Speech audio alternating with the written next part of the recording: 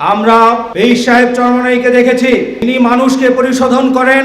খানকায় তিনি একজন পীর হিসাবে আধ্যাত্মিকভাবে মানুষকে পরিশুদ্ধ করেন, নেতৃত্ব দেন।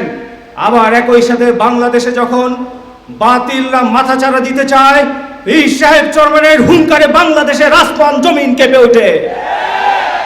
বৈষম্য বিরোধী ছাত্র আন্দোলনের সময় আমরা দেখেছি বাইতুল মুকাররমে দাঁড়িয়ে তিনি বলেছিলেন, ওই নরপিচাস তুই আমার সন্তানের বুকে কেন গুলি করলি? যেই হুঙ্কার ছাত্রদেরকে নতুন ভাবে উজ্জীবিত করেছিল, জালেমদের বিরুদ্ধে যেটি অস্ত্র হিসেবে ব্যবহার হয়েছিল। ভাই এবং বন্ধুগণ, পীর সাহেব চরমনাই বাংলার মানুষকে মুক্তি দেওয়ার যেই মিশন, যেই সংগ্রামে তিনি নেতৃত্ব দিচ্ছেন।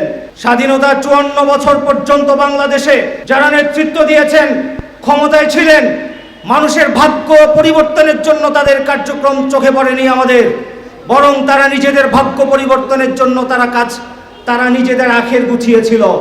আঙ্গুল ফুলে শুধু কলা গাছ নয়, বট গাছে রূপান্তরিত হয়েছিল। পীর সাহেব চরমনাই ইসলামী আন্দোলন বাংলাদেশ 38 বছর বাংলাদেশে রাজনীতি করছে।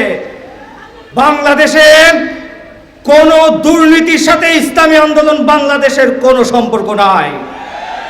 একটি খুনের ঘটনাও ইসলামী আন্দোলন বাংলাদেশের কোন নেতা কর্মীর হাতে নাই।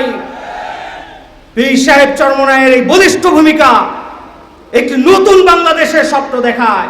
যেই স্বপ্ন আমরা 5ই আগস্ট দেখেছিলাম, বৈষম্য মুক্ত একটি বাংলাদেশের স্বপ্ন আমরা দেখেছিলাম, সেই স্বপ্ন পূরণের জন্য পীর সাহেব চরমনাই একজন যোগ্য নেতা।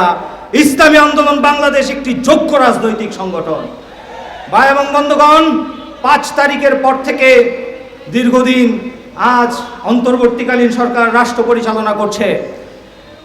আমাদের বাংলাদেশের শিক্ষা ব্যবস্থা ভেঙে পড়েছে। উচিত ছিল একটি শিক্ষা সংস্কার কমিশন গঠন করার, কিন্তু আমরা গভীর উদ্বেগের সাথে লক্ষ্য করছি ধসে পড়া শিক্ষা ব্যবস্থাকে আবার নতুনভাবে গড়ে তোলার জন্য এখানকার শিক্ষা সংস্কার কমিশন গঠন করা হয় নাই। দেশের 4 কোটি শিক্ষার্থীদের প্রাণের দাবি, এদেশের শিক্ষা ব্যবস্থা আবার ঢেলে সাজাতে হবে।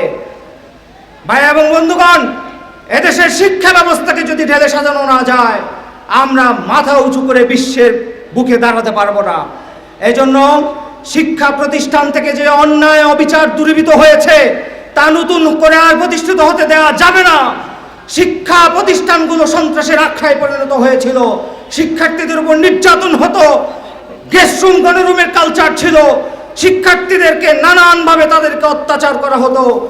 তাদের উপরে এই অত্যাচার অবিচারকে বন্ধ করে দিতে হবে। শিক্ষা প্রতিষ্ঠানগুলোতে শিক্ষার্থীদের প্রতিনিধিত্বশীল প্রতিষ্ঠান, ছাত্র সংসদ নির্বাচন দিতে হবে।